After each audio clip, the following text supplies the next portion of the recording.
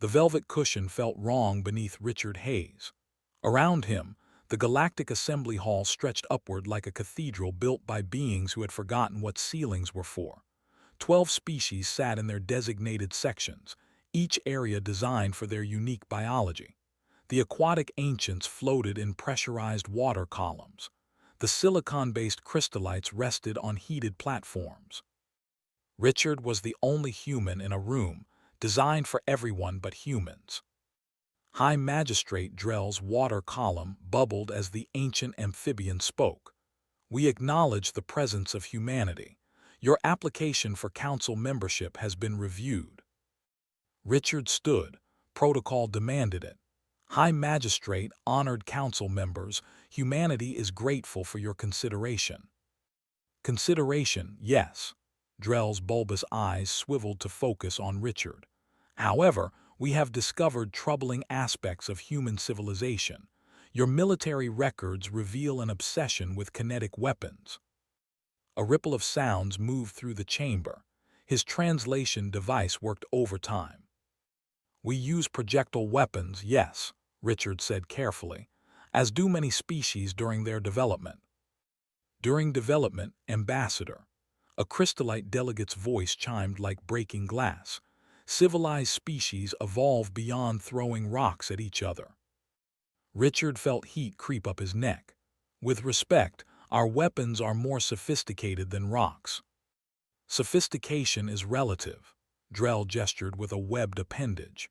"All weapons in civilized space must be energy-based. Plasma, lasers, particle beams. These can be regulated, measured, and controlled. Kinetic weapons are chaotic, barbaric." "They're also effective," Richard countered. "Against whom?"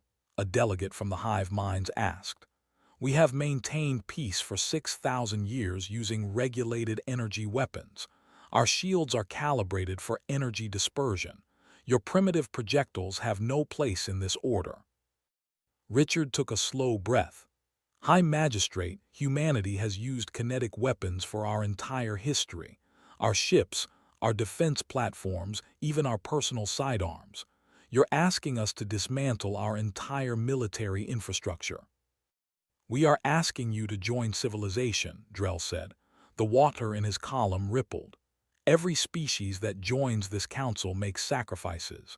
The flame dancers gave up biological weapons. The swarm queens abandoned their planet crackers. This is the price of peace." "And if we refuse?" Silence dropped over the chamber. Richard immediately regretted his words. Drell's eyes narrowed. "Then humanity remains isolated. No trade agreements, no technological exchanges, no protection under council law. When the rogue empires come calling, and they will, you will face them alone." Richard's jaw tightened. "The Dominion, the Swarm Collective, the Ravager clans, they respect your energy weapon treaties." "They test our borders," Observer Finn spoke from her section. "But they know our combined energy weapons can repel any invasion." "Have you fought them recently?" Richard asked. "We don't need to fight," Drell said. "Deterrence maintains peace. Our fleets are powerful enough that the rogues dare not attack in force." Richard wanted to argue. He wanted to explain that the Council's 6,000 years of peace might have made them complacent. That in human history, long periods of peace usually ended with someone discovering their weapons had become obsolete. But he held his tongue. "The Council gives humanity 30 standard days to comply," Drell announced. "Dismantle your kinetic weapons. Submit your military to energy weapon reconfiguration. Then we shall welcome you with open appendages. And if Earth's government needs more time to consider." 30 days, Ambassador Hayes. "We are not negotiating. Accept or decline." The session ended with a harmonic tone. As delegates filed out, Observer Finn approached. She was humanoid, though her skin shifted colors with her emotions. Right now, purple with concern. "They won't budge," she said quietly. "The elder species believe their way is the only way." "Because it's worked for 6,000 years," Richard said. "Exactly. They can't imagine another approach. Fenn glanced around nervously. My species gave up our magnetic weapons 200 years ago. It was difficult, but we adapted. Magnetic weapons, like railguns. Similar principle, accelerating metal using electromagnetic force. The council deemed them too unpredictable. Her skin shifted to gray. Between us, I think we were stronger before. Richard nodded slowly. Thank you for the honesty, Observer Fenn. Back in his quarters, Richard encrypted a message to Earth. Admiral Wolf, they're demanding complete disarmament of kinetic weapons. 30 days to comply. They don't understand what they're asking. More importantly, they don't understand what they're giving up. He paused, then added more. The Council is powerful but rigid. They've optimized themselves for one type of warfare. If the rogue empires ever adapt to energy weapons, the Council will have no fallback position. Recommend we appear to comply while maintaining strategic deterrence options. Richard sent the message and poured himself a drink. Through his viewport, the Council homeworld of Primarch rotated slowly below. Beautiful, ancient, confident in 6,000 years of tradition. He thought about human history. All the empires that believed they'd achieved perfection right before someone proved them wrong. The knights in shining armor who met gunpowder. The battleships that ruled the seas until aircraft carriers changed everything. The Council wasn't evil. They were stuck in their successful past, unable to imagine that success could become vulnerability. Richard finished his drink and began drafting humanity's official response. 30 days wasn't much time, but his species had a talent for working miracles under pressure. They'd split atoms in a desert, put footprints on their moon, and built ships that crossed the stars. Dismantling a few railguns to satisfy some ancient bureaucrats. That would be the easy part. The hard part would be deciding which weapons to actually dismantle and which ones to hide. Geneva Station floated above Earth like a steel flower. Admiral Patricia Wolfe walked through corridors she'd traveled for 20 years, but today the familiar metal walls felt heavier. The weight of impossible decisions pressed on her shoulders. The war room doors opened to reveal Earth's finest military minds already assembled. At the center, a holographic display showed Richard's encrypted report floating in amber light. Let's be clear about what they're demanding, Patricia said. The Council wants us to dismantle every kinetic weapon in our arsenal, every railgun, every coilgun, every mass driver. That's insane, General Brooks muttered. We'd be defenseless. Not defenseless, Chief Engineer Raymond Cross corrected. They're offering energy weapon technology, plasma cannons, particle beams, laser batteries. Weapons their shields are designed to stop, Patricia said. We'd be fighting on their terms, using their rulebook. The holographic display shifted to show the 3 rogue empires. Red zones marked Dominion space, green for the Swarm Collective, yellow for the Ravager clans. Intelligence assessment, Patricia said, nodding to Agent Walsh. Walsh stood, his face grim. The rogues have been probing Council defenses for 5 years. Small skirmishes, testing response times. Each engagement shows them adapting. Adapting how? New armor compositions, reflective coatings that disperse laser impacts, magnetic fields that deflect particle beams. They're learning to counter energy weapons. Patricia let that sink in. The Council was optimizing for the current threat, but the threat was evolving. Show them the prototype, she said. Raymond stood. The hologram changed to display a massive cylindrical weapon. The Mark 7 railgun, 2 kilometers long, magnetic acceleration coils capable of propelling a tungsten slug to 0.3% light speed. Silence filled the room. How much damage? Brooks asked quietly. We've run simulations. Raymond pulled up impact models. Council shields are designed to disperse energy across surfaces, but kinetic energy, there's nowhere for it to go. A single Mark 7 round would punch through any ship in Council space. How many have we built? 1. Mounted on the UEDS Retribution. We've never fired it at full power. The energy requirements are enormous. Firing would drain the ship's reactor and leave it vulnerable for 15 minutes. 15 minutes is an eternity in combat, Brooks said. It's also enough time to end a battle, Patricia countered. The room erupted in debate. Some argued for compliance. Others wanted to refuse the Council's demands. Patricia let them argue, finally. She raised her hand for silence. The Council expects public disarmament. Inspector teams will verify compliance. She paused. But they're bureaucrats, not soldiers. They'll look for what they expect to find.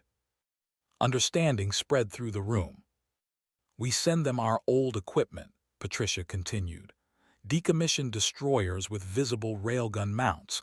We make a show of melting them down. And the Mark 7, Raymond asked. Stays classified. The Retribution undergoes routine maintenance at our deep space facility. As far as Council records show, she's just another destroyer. You're proposing we lie to them, Brooks said. I'm proposing we maintain strategic flexibility, Patricia corrected. The Council built their entire military doctrine on one assumption, that energy weapons are the only weapons that matter. She pulled up historical data. In 1274, Mongol invaders attacked Japan with superior cavalry. The samurai fought according to traditional rules, honor duels. The Mongols didn't care about honor. Japan nearly fell because they couldn't adapt their thinking. The Council is the samurai, Walsh said slowly. And the rogue empires are the Mongols. They won't play by established rules if those rules don't serve them. Patricia looked around the room. We're the new variable, the species that still remembers how to throw rocks. Why should we help? Someone asked. They're demanding we disarm. Because isolation is death, Patricia said flatly. Earth needs allies, trade routes, technology exchanges, but we also need to be ready for when their perfect system meets imperfect reality. She called up an image of the Retribution. Beautiful ship, sleek lines, impossible weapons hidden inside her hull. Captain Diana Ross commands the Retribution. She lost family in the border wars.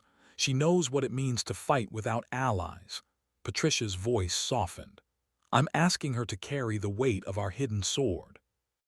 The vote was unanimous. Earth would comply publicly, dismantle visible weapons, accept Council inspectors with open arms. But in the dark between stars, the Retribution would wait, charging her capacitors, calibrating her weapon, ready for the day when the galaxy learned that humanity's primitiveness was their greatest strength. Patricia drafted the response to Richard. Make it happen. Smile for the cameras. Then she added one more line, encrypted at the highest level. Keep your eyes on the rogue empires. When they move, they'll move fast.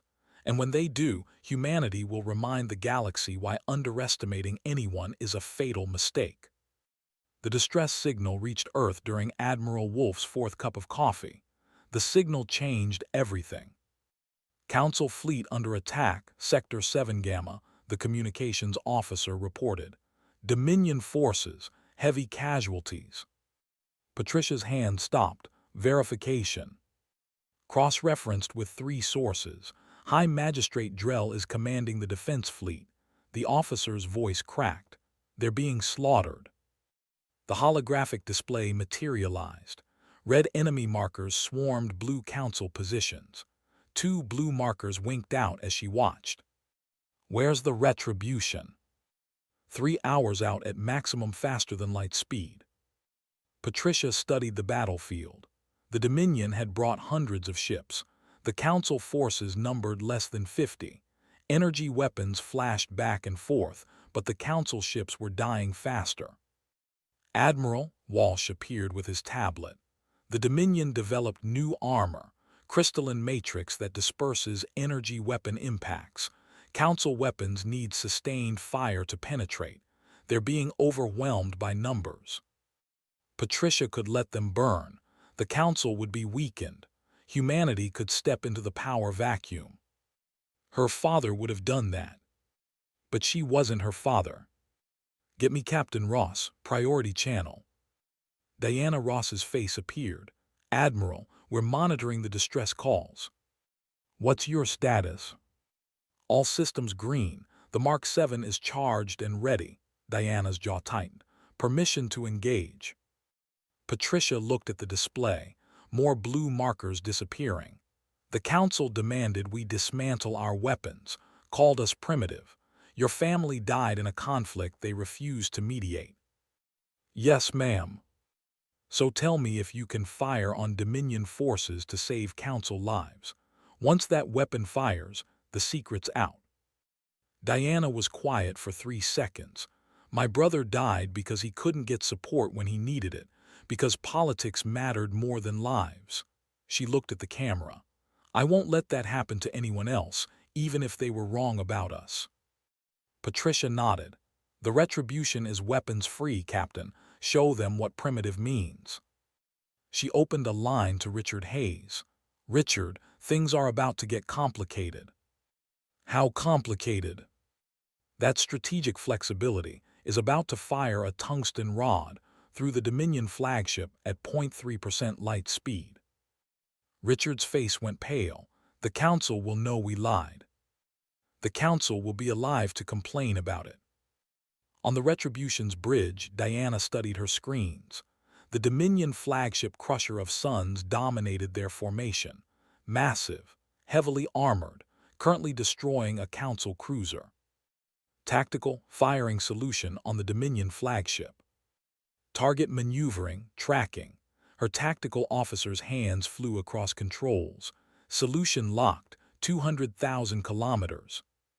Engineering, status on the Mark 7. Raymond Cross's voice came through from Earth. Capacitors at full charge, magnetic coils aligned. Diana opened a channel.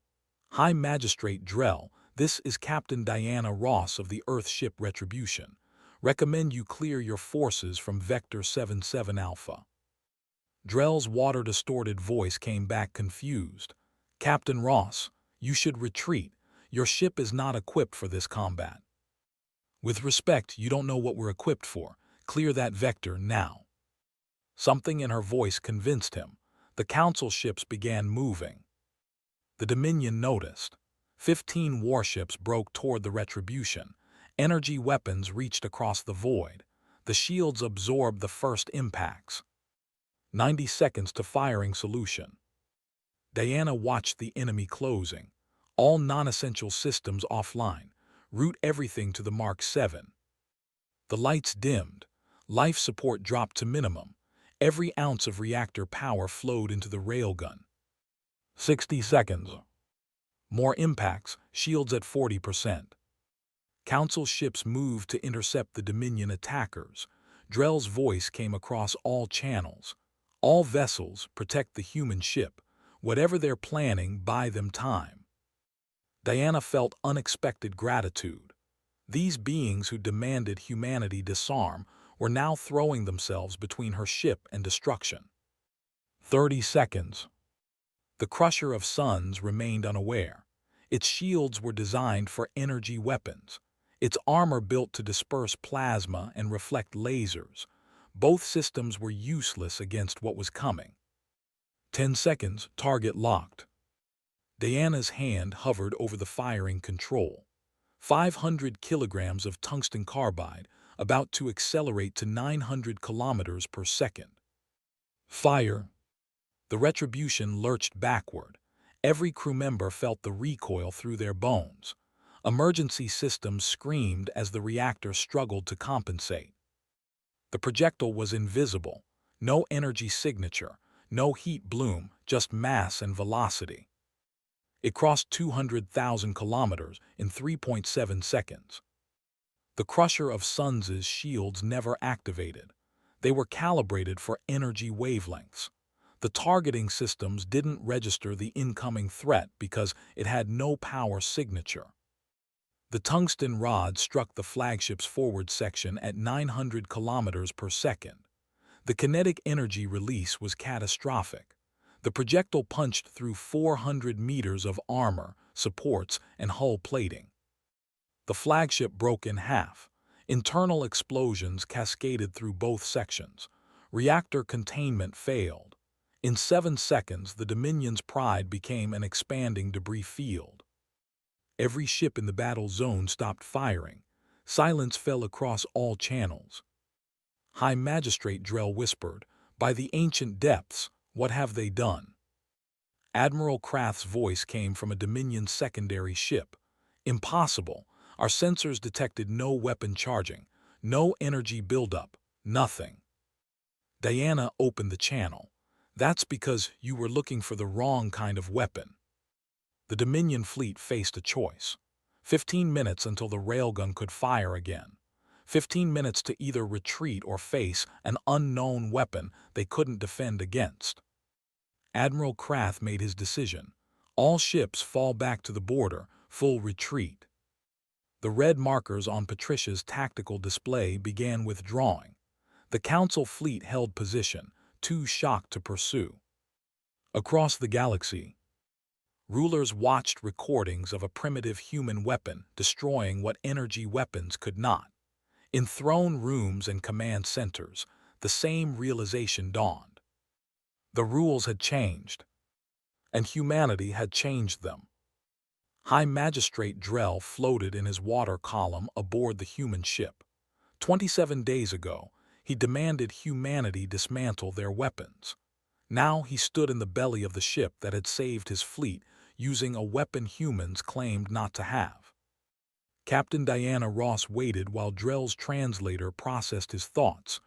"I wish to see it," he said finally. Diana nodded. "Follow me." They walked through the ship's spine. Corridors here were wider, reinforced. They reached a sealed bulkhead marked with warning symbols. "Beyond this point is the Mark 7 railgun," Diana said.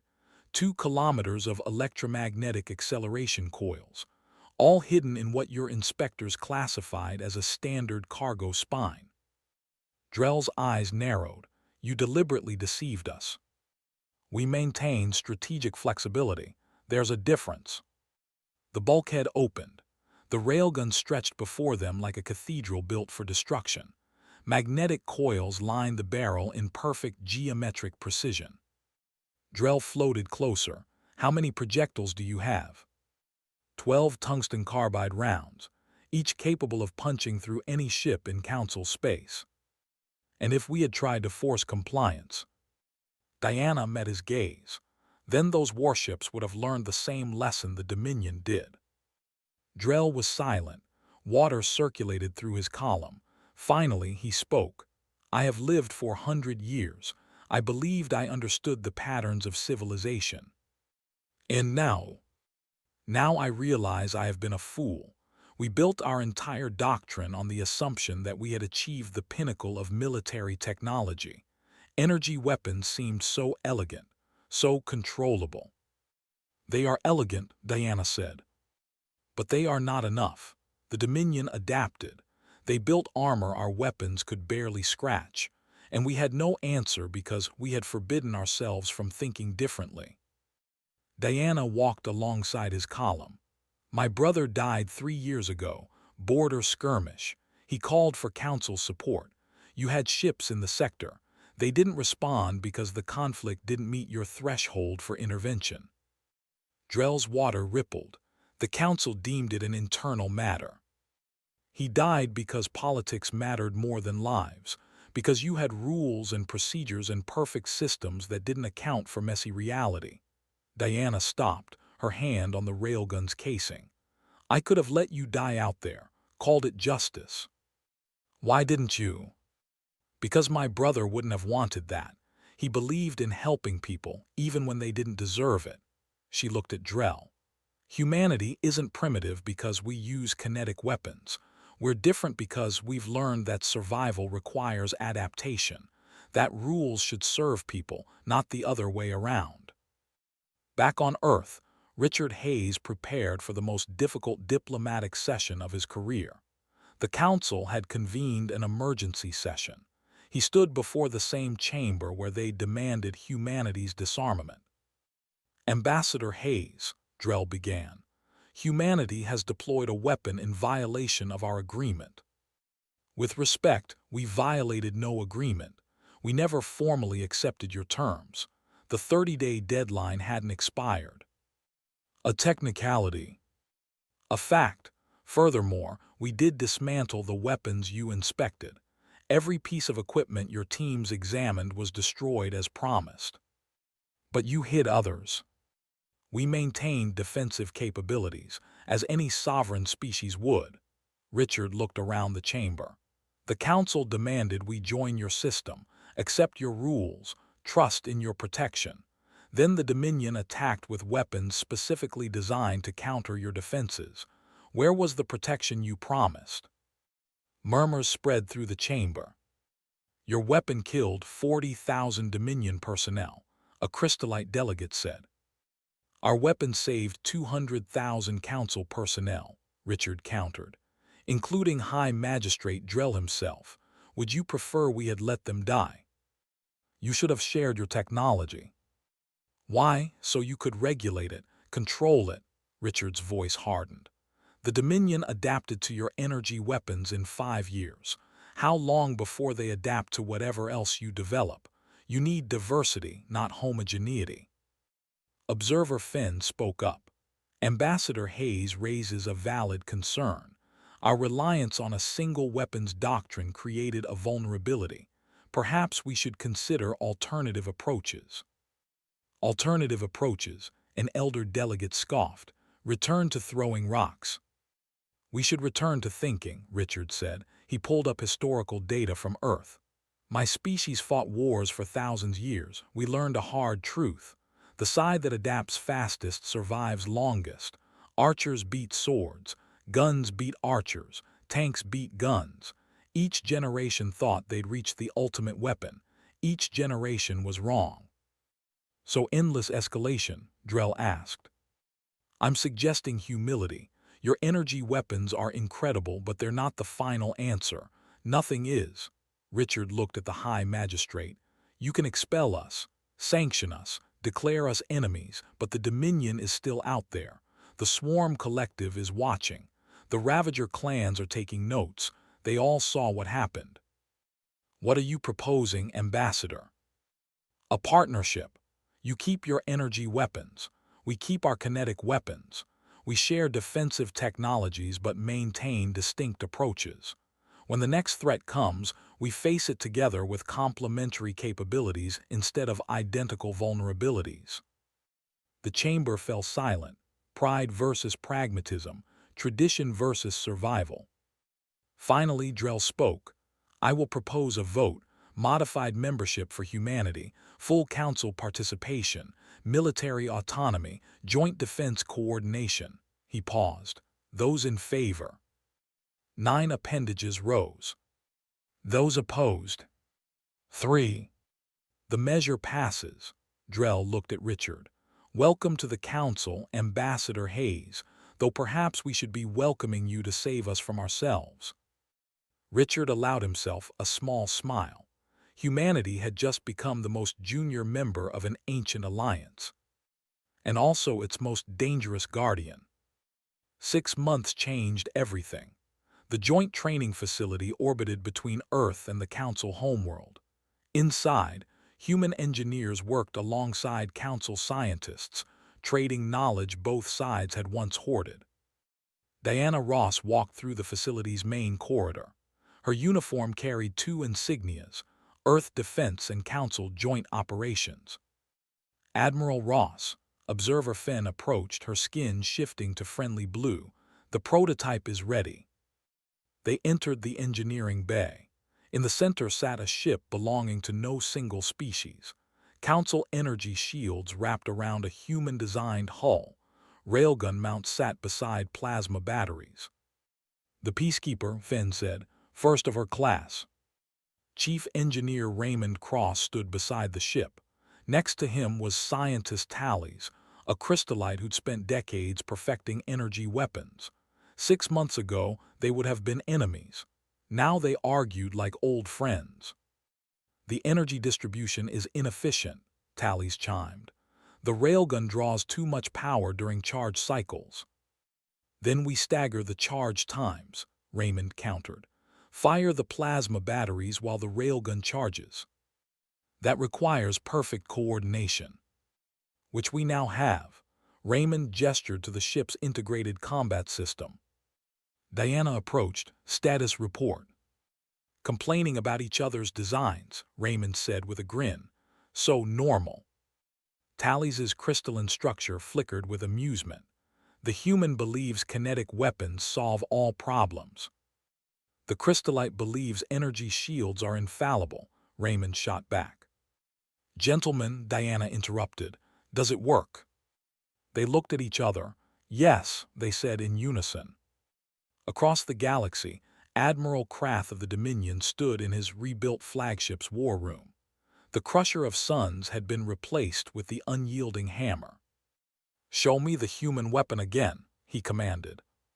The holographic recording played, the tungsten rod striking his predecessor's flagship, the catastrophic impact. We've analyzed the physics, his chief scientist reported. The weapon relies on pure kinetic energy, no exotic particles, just mass and velocity. Can we build it?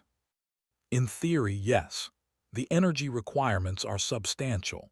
The magnetic coils must be precisely aligned. It would take years to perfect. We don't have years. The Council and humans are combining their technologies. Krath studied the tactical display. Council space glowed blue. Human territory showed green. The rogue empires remained red. The balance of power was shifting. What about the Swarm Collective, the Ravager clans? Watching, waiting. Neither wants to test the new alliance first. Open a secure channel to the collective. Propose a meeting. If we can't defeat the alliance separately, perhaps we can learn from each other. Back at the training facility, Diana oversaw the first live-fire exercise. The Peacekeeper hung in space, crew mixed between humans and Council species. All stations report ready, Captain Wilson called. Diana watched from the observation deck. Richard Hayes stood beside her. Nervous, Richard asked. Terrified, Diana admitted. We're about to test whether cooperation actually works. The exercise began. Automated targets appeared at various ranges. Targeting solution acquired, First Officer Wren reported. Plasma batteries ready. Fire, Wilson ordered. Blue plasma struck the first target. Shields flared and collapsed. Clean kill. Second target, 15,000 kilometers. Recommend kinetic approach. Railgun charging. The familiar hum of magnetic coils powering up. Fire. The tungsten round crossed the distance in seconds. The target exploded. Third target, multiple bogies mixed range. Staggered assault. Plasma on close targets, kinetic on distant ones. The Peacekeeper's weapons came alive. Plasma batteries and railguns fired in coordinated sequence. Energy shields absorbed incoming fire while return strikes eliminated threats. Wilson's voice came through. All targets neutralized. 0 friendly fire incidents. Systems performed within expected parameters. Diana felt tension drain away. It works. It actually works. Of course it works, Raymond's voice came through the comm. Good engineering is good engineering, regardless of whose equations you're using. Richard smiled. Should we tell him that half the Council is still terrified of human weapons? Let them be terrified. Fear keeps people honest. Diana pulled up a strategic display. The Dominion is rebuilding. The Swarm Collective is mobilizing. The Ravager clans are raiding outer colonies more frequently. Testing our response times, Richard said. Exactly. They want to know if the alliance is real or just diplomatic theater. Then we should show them. Diana nodded. I'll propose a joint patrol route. council and human ships working together, visible presence along all three rogue borders. Drell will approve. He's become quite the advocate for cooperation since you saved his life. Since we saved his life, Diana corrected. This isn't human superiority, it's combined strength. She watched the peacekeeper maneuver through post-exercise checks, human crew and council species working side by side, arguments in three languages about calibrating sensors, shared meals in the galley where beings with completely different biologies found common ground. 6 months ago, the council had demanded humanity disarm. Today, they trained together, learned together, prepared together for whatever threats lurked in the dark. The railgun shot that destroyed the Crusher of Suns hadn't just saved a fleet. It had shattered assumptions. Broken down walls built from 6,000 years of thinking there was only one right way. Now they had two ways, energy and kinetic, precision and power, elegance and brutality. And somewhere in the synthesis of both approaches, they'd found something stronger than either alone. Diana opened a comm channel. Captain Wilson, excellent work. Prepare the peacekeeper for deployment. We're going to show the rogues what cooperation looks like. Understood, Admiral. Where are we headed? Diana studied the map. 3 rogue empires, 1 alliance, infinite possibilities. Everywhere they're not expecting us. 20 years after the first railgun fired, Admiral Diana Ross stood in a classroom full of cadets. Half were human, half were from various council species. All wore the same uniform. Who can tell me why the Battle of Sector 7 Gamma changed galactic military doctrine? She asked. A young crystallite raised their appendage. The human railgun destroyed a ship that energy weapons couldn't. Partially correct next. A human cadet spoke up. It proved that different approaches can be equally valid. Diana nodded. Better, but incomplete. The battle changed everything because it forced both sides to question their assumptions. The Council assumed energy weapons were the pinnacle. Humanity assumed we'd always be outsiders. Both were wrong. She pulled up a tactical display. The galaxy spread in holographic glory. Blue zones marked Council space. Green showed human territory, much larger now. Yellow indicated independent species who joined the alliance. Red zones for the rogue empires were noticeably smaller. The Dominion, Swarm Collective, and Ravager clans still exist, but they're contained. Why? Combined arms doctrine, a silicate cadet answered. Energy weapons and kinetic weapons working together create coverage neither can achieve alone. Exactly, and what did that teach us? The classroom fell silent. Diana smiled. That diversity isn't weakness, it's strength. The Council spent 6,000 years believing uniformity created power. They were wrong. The strongest systems adapt. After class, Diana walked through the academy grounds. Richard Hayes met her near the memorial garden. Gray streaked his hair now. The Council voted this morning, he said. Humanity has been offered a permanent seat in the High Council, equal status with the founding species. Diana stopped walking. We've only been members for 20 years. 20 years that changed everything. Drell argued that the ability to adapt matters more than the length of your history. How did the vote go? Unanimous. Even the species who opposed us originally voted in favor. They walked through the garden. Memorials to fallen warriors from every species lined the paths. Human names next to crystallite designations next to silicate identifications. All equal in sacrifice. Sometimes I wonder if we did the right thing, Diana said quietly. Lying to the Council, hiding our weapons. We didn't start it. We finished it. Richard gestured to the garden. These people died because the Council was too rigid to adapt. If we hadn't challenged their assumptions, the Dominion would have found a way to exploit their blind spots. And now we have an alliance that combines the best of all approaches. Nobody fights alone because nobody has to. Across the galaxy, Admiral Krath reviewed intelligence reports. The Dominion had spent 20 years trying to match human railgun technology. They'd succeeded, after a fashion.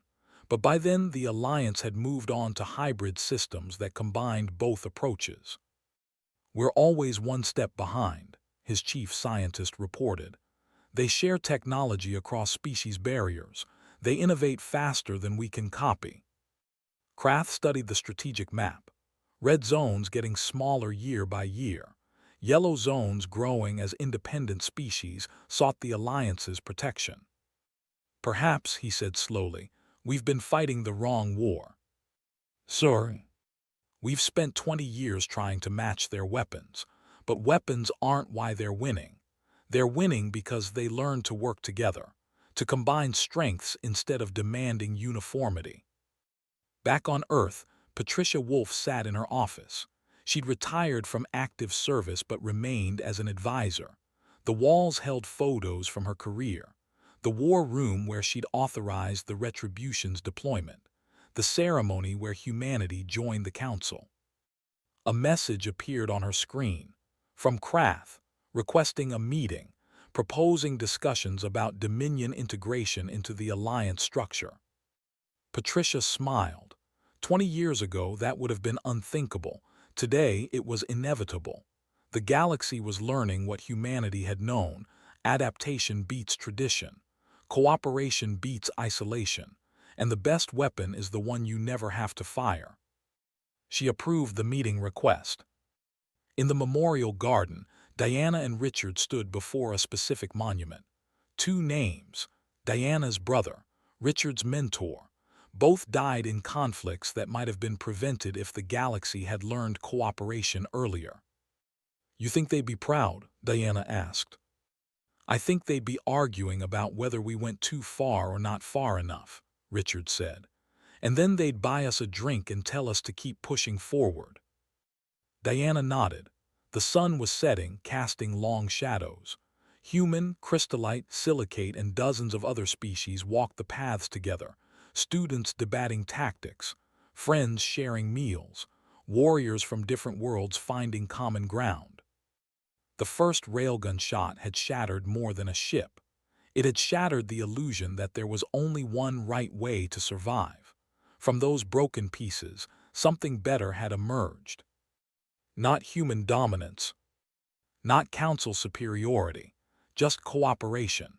Simple, difficult, essential cooperation between beings who'd learned that their differences made them stronger. Diana looked up at the stars. Somewhere out there, the Peacekeeper fleet patrolled. Human and council crews working side by side, protecting a galaxy that had finally learned to protect itself by embracing diversity instead of demanding conformity. The railgun shot that shocked the galaxy had become the foundation of galactic peace. Not through fear, but through the realization it brought, that every species had something to offer. That innovation came from combining perspectives, not enforcing uniformity. And as the stars came out one by one, Diana Ross smiled. The galaxy was finally learning what humanity had tried to tell them from the beginning. Sometimes the most primitive solution is also the most revolutionary. Sometimes you have to shatter thrones to build a table where everyone has a seat.